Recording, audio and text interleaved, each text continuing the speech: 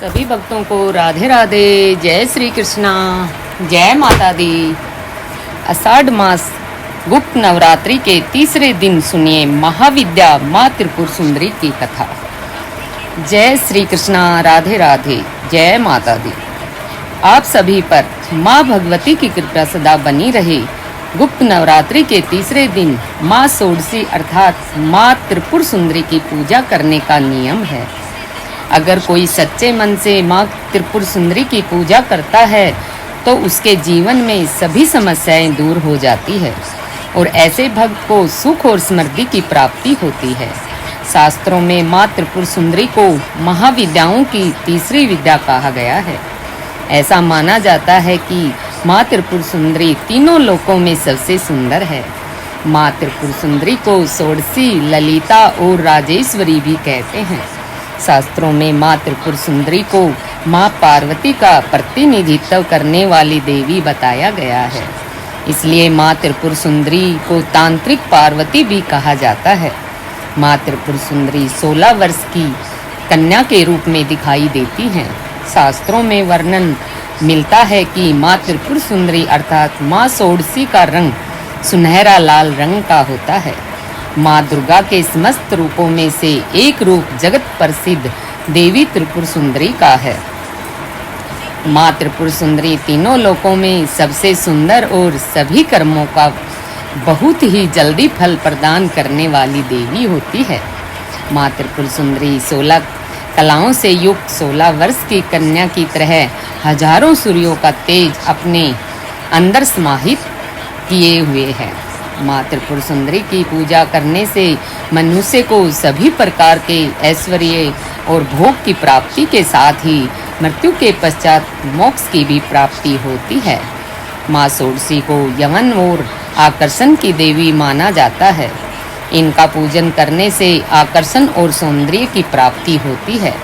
अगर किसी के दाम्पत्य जीवन में हमेशा कलह होता हो और अगर आपका कोई प्रिय आपसे नाराज हो गया हो, समाज में मान सम्मान पद प्राप्त करने के लिए या फिर किसी व्यक्ति को सम्मोहित करने के लिए माँ षोडशी की पूजा की जाती है।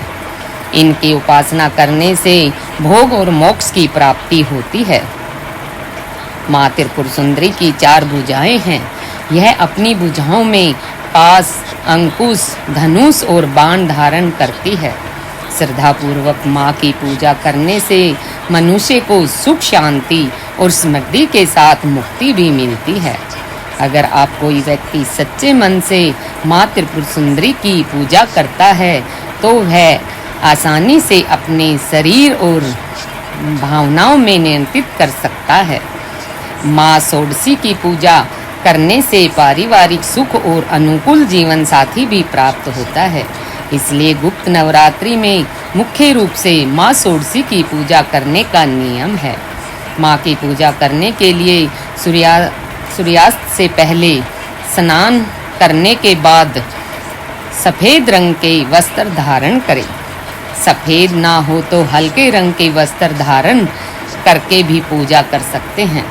अब एक लकड़ी की चौकी गंगाजल छिड़क कर उसे शुद्ध कर लें। तत्पश्चात उत्तर दिशा की ओर मुंह करके बैठें। चौकी पर सफेद या गुलाबी रंग का वस्त्र बिछा माँ की तस्वीर की स्थापना करें।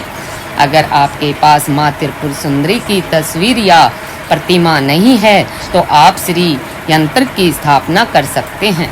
इसके बाद माँ को कुमकुम लगाएं। उन्हें अक्षत, पुष्प, फल, फूल अर्पित करें। माँ त्रिपुर सुंदरी को दूध से बना प्रसाद या खीर चढ़ाना शुभ माना जाता है।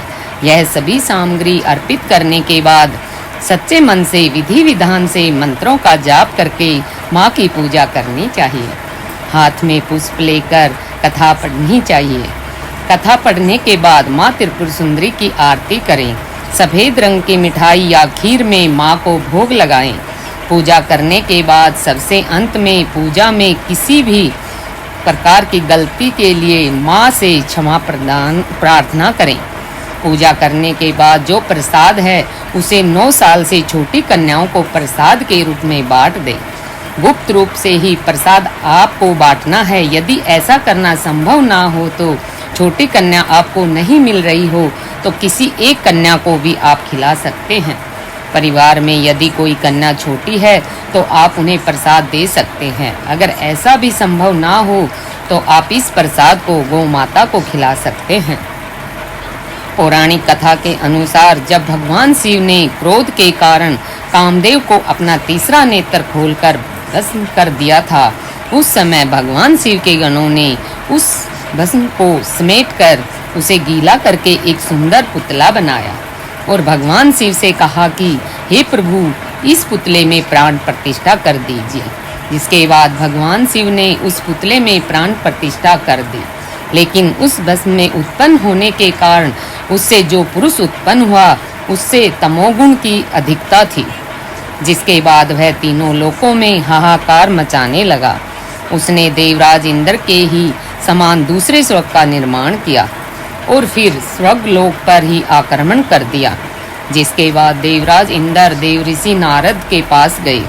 उपाय के रूप में नारद जी ने उन्हें आद्य शक्ति विधिवत रक्त और मांस से पूजा करने के लिए कहा। देवराज इंद्र ने ऐसा ही किया, जिसके बाद देवी त्रिपुर सुंदरी का जन्म हुआ और फिर त्रिपुर सुंदरी अर्थात माँ षोडशी ने उस असुर का वध करके देवताओं को स्वर्गलोक की वापस प्राप्ति कराई। गुप्त नवरात्रि के तीसरे दिन माँ भगवती के तीसरे स्वरूप माँ चंद्रघंटा की पूजा का भी विधान है। अब जानिए माँ चंद्रघंटा की पूजा विधि और कथा के बारे में। देवी भगवत पुराण के अनुसार माँ भगवती का यह स्वरूप परम शांतिदायक और कल्याणकारी है। माँ के मस्तक पर घंटे के आकार का अर्धचंद्र है, इसी कारण देवी का नाम चंद्रघंटा पड़ा है। इनके शरीर का रंग स्वर्ण के समान चमकीला और देवी का वाहन सिंह है। देवी की 10 भुजाएं हैं, जिसमें ये कमल, धनुष, बाण, खड्ग, कमंडल, तलवार, त्रिशूल और गदा आदि जैसे अस्त्र शस्त्र धारण करती है। माँ चंद्रघंटा के कंठ में सफेद पुष्प की माला और शीर्ष पर रतन जड़ित मुकुट विराजमान है। माँ चंद्रघंटा हमेशा युद्ध की मुद्रा में विराजमान रहती है। मान्यता है कि देवी के इस रूप की पूजा करने से भक्तों को न केवल अलौकिक शांति प्राप्ति होती है, बल्कि इस लोक में और परलोक में भी परम कल्याण की प्राप्ति होती है। पौराणिक कथा के अनुसार एक बार महिषासुर नाम के एक दैत्य ने स्वर्गलोक पर आक्रमण कर दिया और उसने देवराज इंद्र को युद्ध से हराकर स्वर्गलोक पर भी अपना अधिकार कर लिया। युद्ध में हारने के बाद सभी देवता इस समस्या के निवारण के लिए त्रिदेवों यानी श्री ब्रह्मा, विष्णु, महेश के पास गए।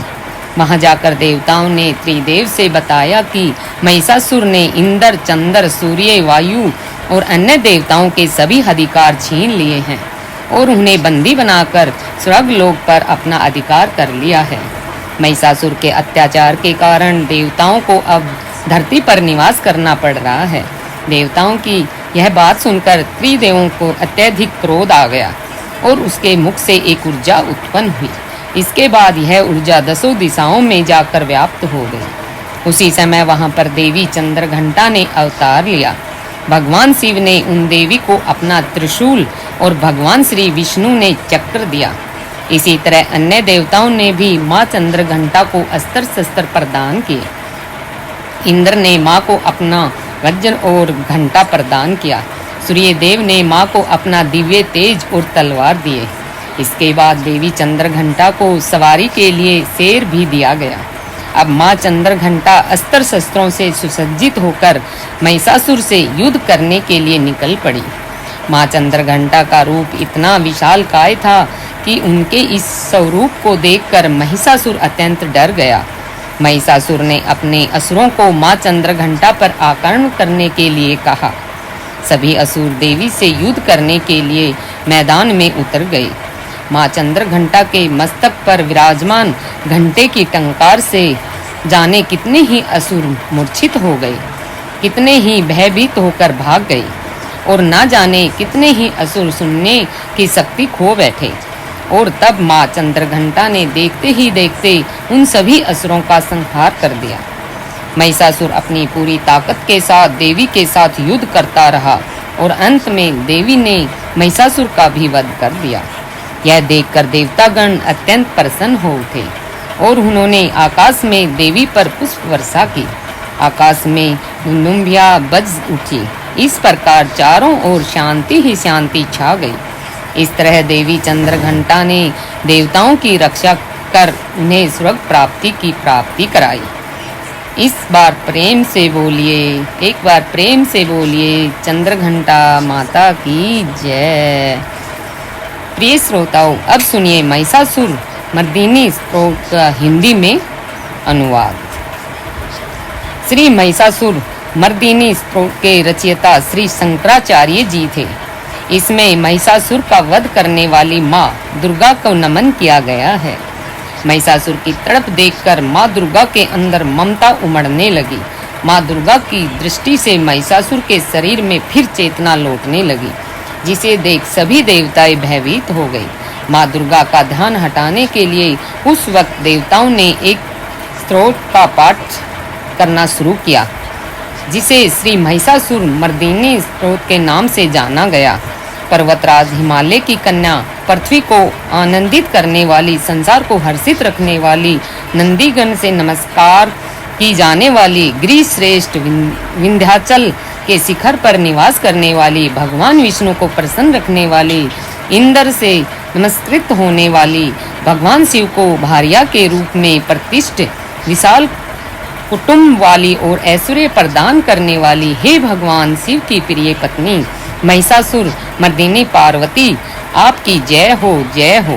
देवराज इंद्र की समृद्धिशाली बनाने वाली, दुर्धर्ष तथा दुर्मुख नामक दैत्यों को विनाश करने वाली, सर्वदा हर्षित रहने वाली, तीनों लोकों का पालन पोषण करने वाली, भगवान शिव को संतुष्ट रखने वाली, पाप को दूर करने वाली, घोर गर्जना करने वाली, दैत्यों पर भीषण कोप करने वाली, मदांधों के मद का हरण करने वाली और सदाचार से रहित मुनिजनों पर क्रोध करने वाली और समुद्र की कन्या महालक्ष्मी के रूप में प्रतिष्ठित, हे भगवान शिव की प्रिय पत्नी महिषासुर मर्दिनी पार्वती, आपकी जय हो जय हो। जगत के माता स्वरूपिणी, कदम वृक्ष के वन प्रेम पूर्वक निवास करने वाली, सदा संतुष्ट रहने वाली, हास परिहास से सदा रत रहने वाली, पर्वतों में श्रेष्ठ ऊंचे हिमालय की चोटी पर अपने भवन विराजमान रहने वाली, मधु से भी अधिक मधुर स्वभाव वाली, मधु के टव का संहार करने वाली, विदीर्ण कर डालने वाली, रास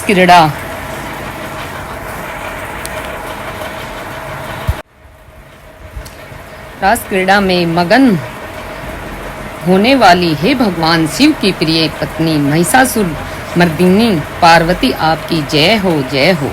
गजधिपति के बिना सूंड के धड़ को काट काट कर सैकड़ों टुकड़े कर देने वाली, सेनापति चंड मुंड नामक दैत्यों को अपने भुजदंड को मार मार कर विदीर्ण कर देने वाली, शत्रुओं के हाथियों के गंडस्थल को भंग करने वाली, उत्कट पराक्रम से संपन्न कुशल सिंह पर आरूढ़ होने वाली, हे भगवान शिव की प्रिय पत्नी महिषासुर मर्दिनी पार्वती, आपकी जय हो जय हो।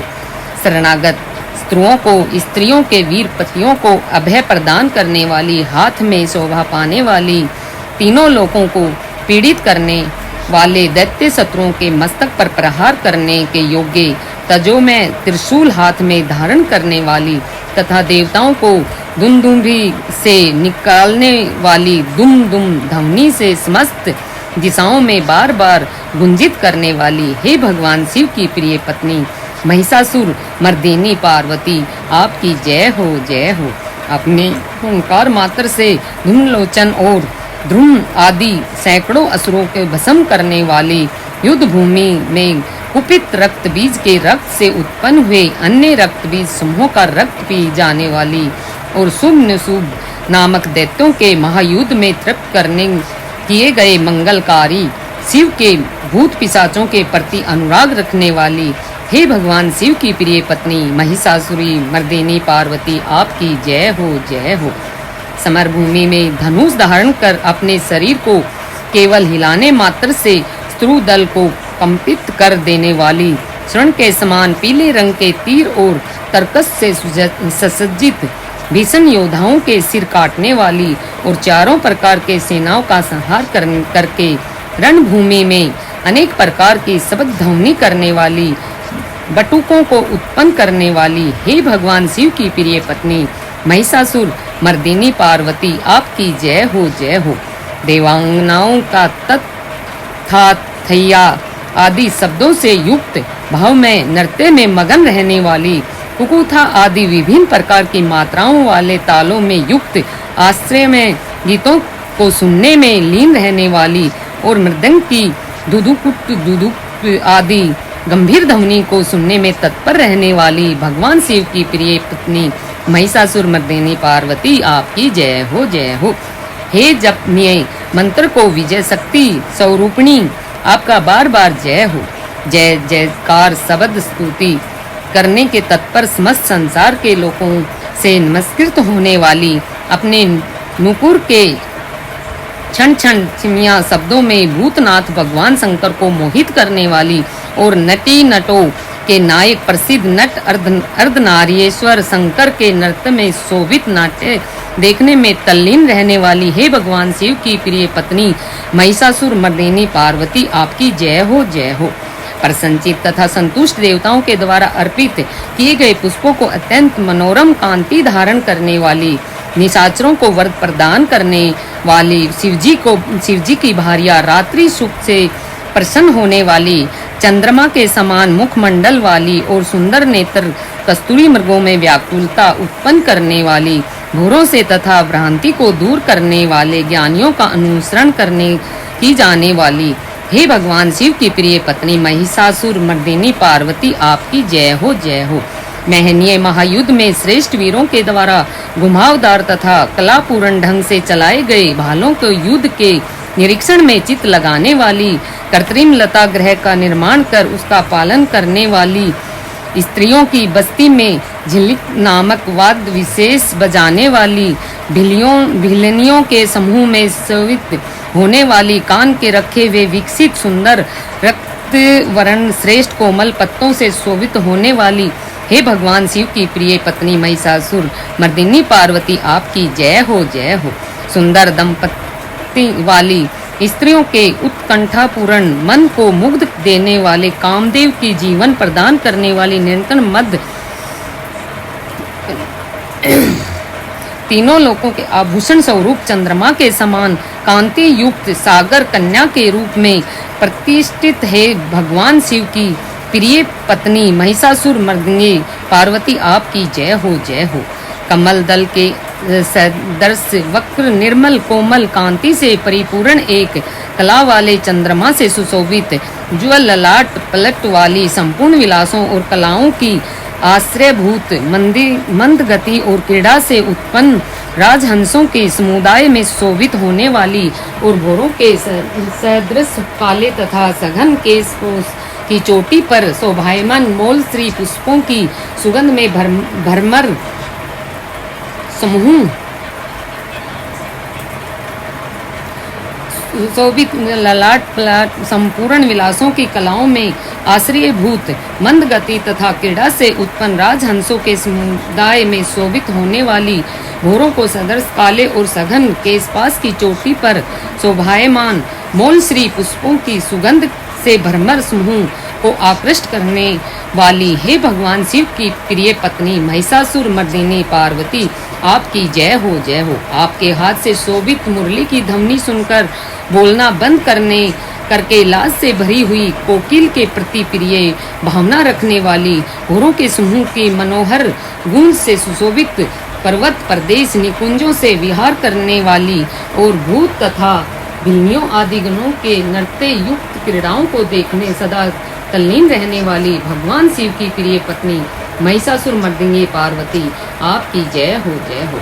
अपने कटी प्रदेश में शोभित पीले रंग के रेशमी वस्त्र को विचित्र कांति से सूर्य की प्रभा को तिरस्कृत कर देने वाली, सुमेरु पर्वत के शिखर पर मंदोन्मत्त गर्जना करने वाली, हाथियों के गंडस्थल के समान वक्षस्थल वाली और आपको प्रणाम करने वाले देवताओं तथा दैत्यों के मस्तक पर स्थित मणियों में निकली हुई किरणों से प्रकाशित, चरण नखों में चंद्रमा सदृश कांति धारण करने वाली हे भगवान शिव की प्रिय पत्नी महिषासुर मर्दिनी पार्वती आपकी जय हो जय हो। हजारों नक्षत्रों को जीतने वाले और सहस्र किरणों वाली भगवान सूर्य की एकमात्र नमस्कारणीय देवताओं के उद्धार हेतु युद्ध करने वाली तारकासुर के से संग्राम करने वाले तथा संसार सागर को पार करने वाले शिवजी के पुत्र कार्तिकेय से प्रणाम की जाने वाली और राजा सूरत और समाधि नामक वैश्या के स्वीकल्प समाधि समान समाधियों में इसमें जपे जाने वाले मंत्रों में प्रेम रखने वाली हे भगवान शिव की प्रिय पत्नी महिषासुरी मर्दिनी पार्वती आपकी जय हो जय हो। हे करुणामयी कल्याणमयी शिवे हे कमल वासिनी कमले, जो मनुष्य प्रतिदिन आपके चरण कमल की उपासना करता है उसे लक्ष्मी का आश्रय क्यों नहीं प्राप्त होगा। हे शिवे आपका चरण ही परम पद है। ऐसी भावना रखने वाले मुझ भक्त पर क्या क्या सुलभ नहीं हो जाएगा, अर्थात सब कुछ प्राप्त हो जाएगा। हे भगवान शिव की प्रिय पत्नी महिषासुर मर्दिनी पार्वती आपकी जय हो जय हो। स्वर्ण के समान चमकते घड़ों के जल से जो भी आपके प्रांगण की रंगभूमि की प्रक्षलित कर उसे स्वच्छ बनाता है, इस इंद्राणी के समान विशाल वक्षस्थलों वाली सुंदरियों को नित्य सुख अवश्य ही प्राप्त करता है। हे सरस्वती मैं आपके चरणों को ही अपनी शरणस्थली बनाऊं, मुझे कल्याणकारक मार्ग प्रदान करो। हे भगवान शिव की प्रिय पत्नी महिषासुर मर्दिनी पार्वती आपकी जय हो जय हो। स्वचंद्रमा के सदर शोभित होने वाले आपके मुख चंद्र को निर्मल करके जो आपको प्रसन्न कर लेता है, क्या उसे देवराज इंद्र की नगरी में रहने वाली चंद्रमुखी सुंदरियों सुख से वंचित रख सकती है। भगवान शिव के सम्मान को आपने सर्व समझने वाली हे भगवती, मेरा तो यह विश्वास है कि आपकी कृपा से क्या क्या सिद्ध नहीं हो जाता। हे भगवान शिव की प्रिय पत्नी महिषासुर मर्दिनी पार्वती आपकी जय हो जय हो। हे उमे आप सदा दीन दुखियों को दया का भाव रखती है, अतः आप मुझ पर कृपालु बनी रहे। हे महालक्ष्मी जैसे आप सारे संसार की माता है, वैसे ही मैं आपको अपनी भी माता समझता हूँ। हे शिवे यदि आपको उचित प्रतीत होता हो तो मुझ अपने लोक में जाने की योग्यता प्रदान करे। हे देवी मुझ पर दया करो। हे भगवान शिव की प्रिय पत्नी महिषासुर मर्दिनी पार्वती आपकी जय हो जय हो। जो मनुष्य शांत भाव से पूर्ण रूप से मन का एकाग्र करके इंद्रियों पर निमंत्रण और नियम पूर्वक प्रतिदिन इस स्तोत्र का पाठ करता है, भगवती महालक्ष्मी उसके यहाँ सदा वास करती है। जो उसके बंधु बांधु तथा स्त्रुजन भी सदा उसकी सेवा में तत्पर रहते हैं। महिषासुर मर्दिनी निस्त्रोत में इतनी शक्ति है कि इसकी उपासना में माँ दुर्गा हर कष्ट हर लेती है। श्री महिषासुर मर्दिनी स्तोत्रम का पाठ करने वाला कभी निर्धन नहीं रहता। श्री महिषासुर मर्दिनी स्तोत्रम का पाठ करने से सभी मनोकामना पूर्ण होती है। जो मनुष्य श्री महिषासुर मर्दिनी स्तोत्रम का जाप कर माँ दुर्गा की स्तुति करता है, उसे जीवन में सभी संकट से मुक्ति मिलती है। श्री महिषासुर मर्दिनी